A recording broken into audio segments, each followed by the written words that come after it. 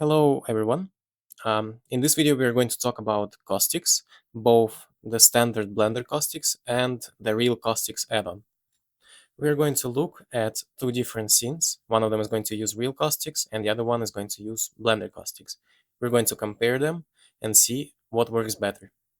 In this scene, we are using a simple dynamic paint setup with a water mesh and this donut, which is used as a brush. You can see the real caustics work here. You can see how accurately they refract and reflect the light, and you can see those patterns following the motion of our donut. The patterns are also really clean, and the viewport navigation is really fast. I'm going to share the material notes here. We are using a basic glass BSDF, then we are using a combination of nodes together with the acoustics texture. This is how it looks, by the way, and this is how it looks in motion. The acoustic patterns are projected onto the underwater surfaces using the light path is shadow ray approach, and it's also packed in the add-on in a special node. We're also using volumetric absorption shader and displacement to get us some more details. The advantage of real caustics is that you can easily control the way they look, and you can change it without changing the actual geometry. For example, I feel like this water is a bit too strong, so I'm going to make the caustics a bit more shallow. I'm going to go to intensity, adjust it a bit, and then I'm going to go down to the other panel and click generate. My acoustic texture gets updated in the viewport in seconds.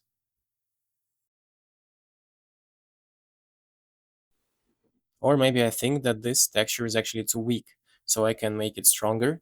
I will adjust the intensity and also want to make the dispersion a bit stronger. I adjust the panels and then I click generate once again. And I can keep playing with the settings until I find the result which I like.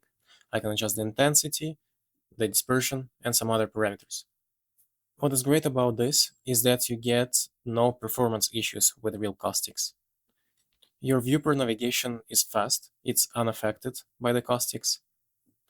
The amount of noise you get with using real caustics is minimal, so your render times are going to be much shorter, especially if you're working with animation.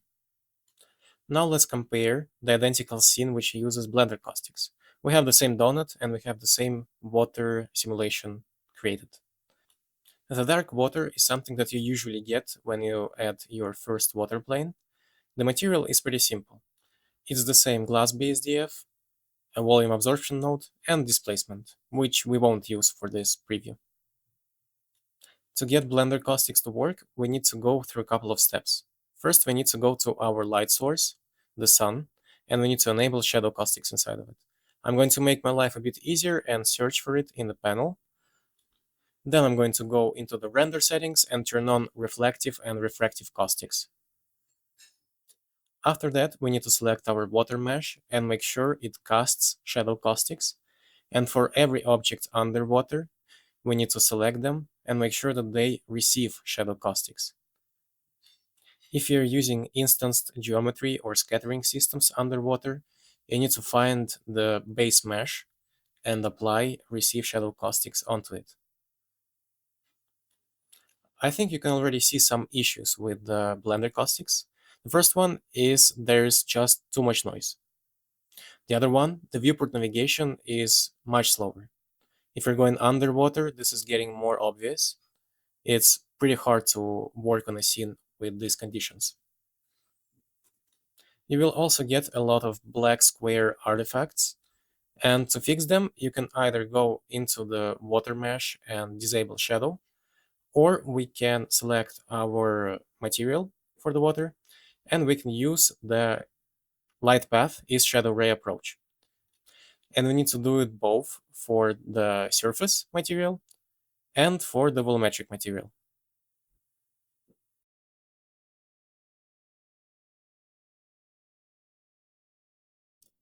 And that's how you get caustics inside of Blender the old way.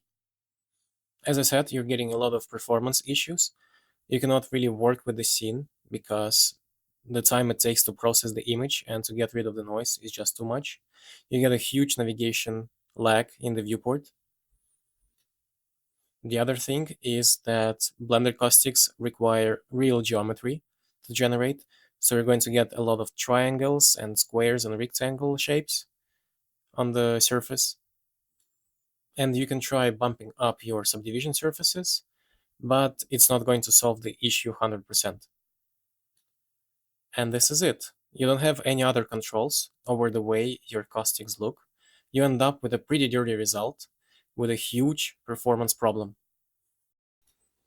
And now I suggest we compare the two scenes, one with the Blender caustics and the one with the caustics generated by the Real Caustics add-on. I'm going to switch to the add-on,